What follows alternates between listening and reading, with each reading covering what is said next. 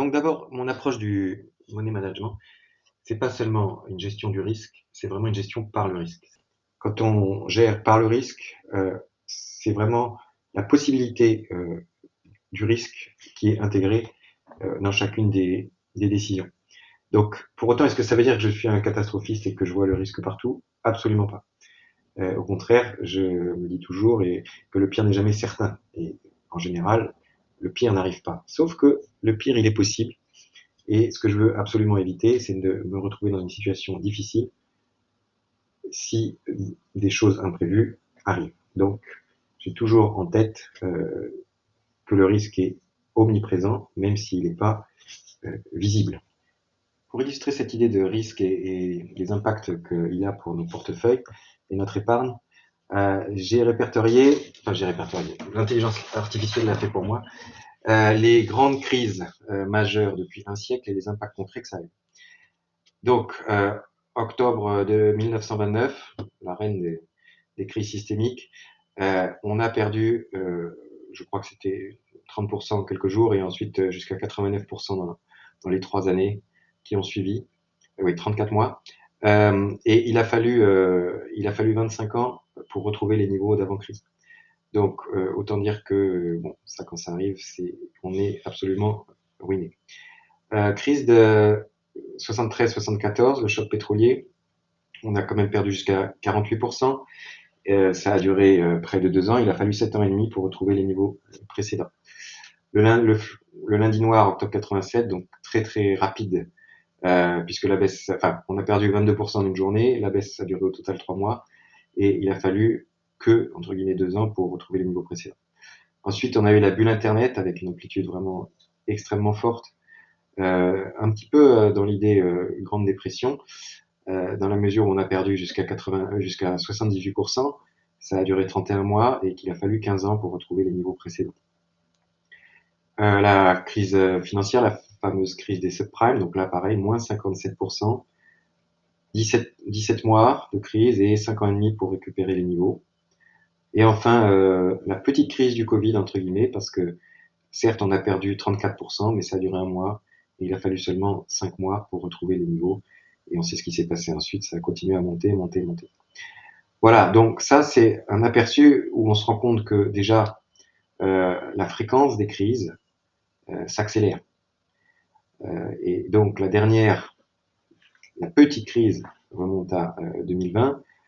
Si on regarde un graphe d'ailleurs à long terme, elle n'apparaît même pas cette crise. Voilà. C'est donc en vrai la vraie grosse crise précédente, c'était 2008. Et avant ça, 2000 et 87. Donc ça fait depuis 2008 qu'on n'a pas eu de crise majeure. Certains disent que l'IA pourrait être un petit peu, sous certains aspects, en bulle, même s'il y a d'autres aspects qui sont pas du tout comparables, parce qu'aujourd'hui l'IA génère déjà des bénéfices, ce qui n'était pas le cas lors de la bulle Internet. Toutefois, il faut rester très vigilant. Et l'idée de cette vidéo, c'est de dire, bon, on ne sait pas la prochaine ligne, ce que ça sera, mais il y en aura une. Et en attendant, il faut essayer quand même de faire du profit, tout en se protégeant.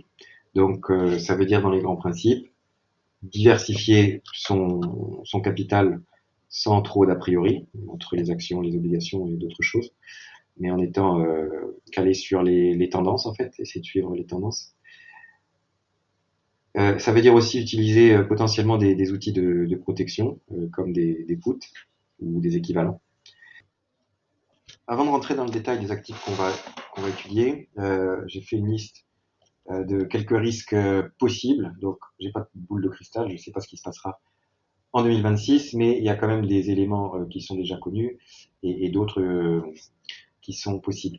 Les risques connus. Alors, celui-là, je l'ai mis en premier parce qu'à mon avis, c'est pour moi, il suffit à lui seul à prendre quelques précautions dès maintenant par rapport à la volatilité de 2026. C'est les élections de mi-mandat aux États-Unis. Donc, les élections de mi-mandat, on a la campagne qui commence début mars 2026 et on a les élections qui sont, je crois, le 3 novembre 2026. Donc, je suppose, ce serait assez logique que les démocrates essaient de tirer leur épingle du jeu en mettant en lumière soit des nouveaux scandales, soit en apportant des preuves sur des potentiels scandales actuels comme l'affaire Weinstein, je sais pas tellement comment on prononce. Bon, quand on voit l'effet que ça a eu sur la couronne britannique, on peut se dire que ça peut quand même, si c'est bien documenté, bah, peut avoir des effets aussi sur le pouvoir américain. Euh, En Europe, on a quand même beaucoup d'instabilité politique et tout ça, ça a tendance à réduire la consommation parce que enfin, tout est lié à la confiance, donc à la fois la consommation des ménages et l'investissement des entreprises, et donc à réduire la croissance.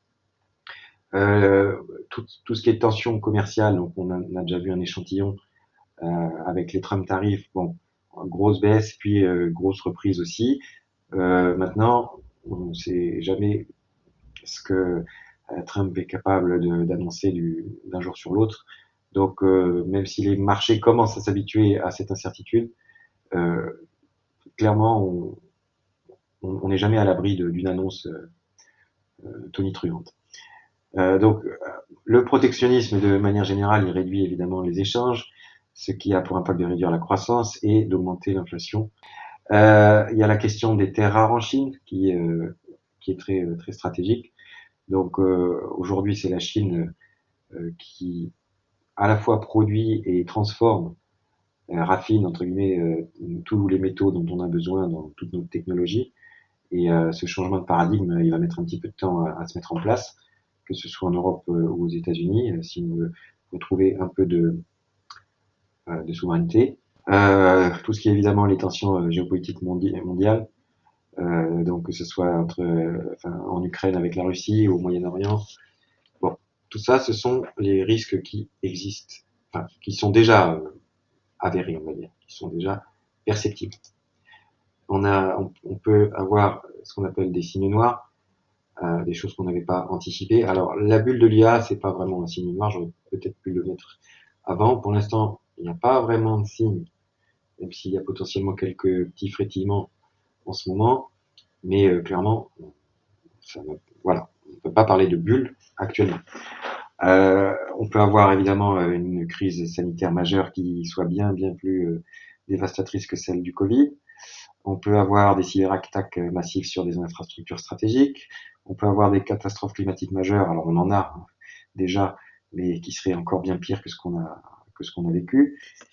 Une crise financière liée aux dettes, qu'elles soient privées ou publiques. Et enfin, j'ai ajouté une perte d'indépendance de la Fed, parce qu'à mon avis, aujourd'hui, ce qui permet la relative stabilité, quand on a vu le tableau précédent avec les crises, les durées et les impacts, ce qui, à mon avis, permet une relative stabilité de ces dernières années, c'est quand même le rôle très positif des banques centrales. Et ce rôle arrive à être positif parce qu'elles sont indépendantes des pouvoirs politiques. Donc si la Fed perd demain son indépendance, ça serait un nouveau paradigme.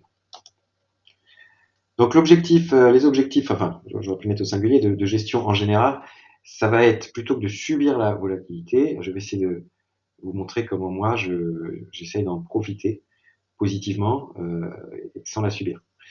Donc ça veut dire qu'évidemment, quand on dit ça, on va être plutôt gagnant quand les marchés. Enfin, disons que par rapport au marché, on va être gagnant quand il baisse, puisque en principe on sera couvert. Donc l'enjeu, la difficulté, ça va être d'essayer de gagner de l'argent au moins autant que le marché quand il monte, sachant que les prix des assurances ont un coût. Donc pour ça, il ne faut pas raisonner au jour le jour. C'est pour ça que je pense que c'est important de vous montrer ma vision pour une année, parce que moi, sur mes objectifs financiers, je raisonne à l'année. En tout cas, sur ma partie investissement. J'ai une activité de spéculation au jour le jour sur lesquelles évidemment je raisonne au jour ou à la semaine, mais ça c'est un autre sujet. Donc ici on parle vraiment de placement et d'investissement à moyen terme. Donc ce qu'on va voir aujourd'hui c'est alors le S&P 500, mais j'ai déjà traité dans une autre vidéo, l'Eurostock 600, quelques obligations d'État, les matières premières, l'or, le dollar et 3 crypto-actifs.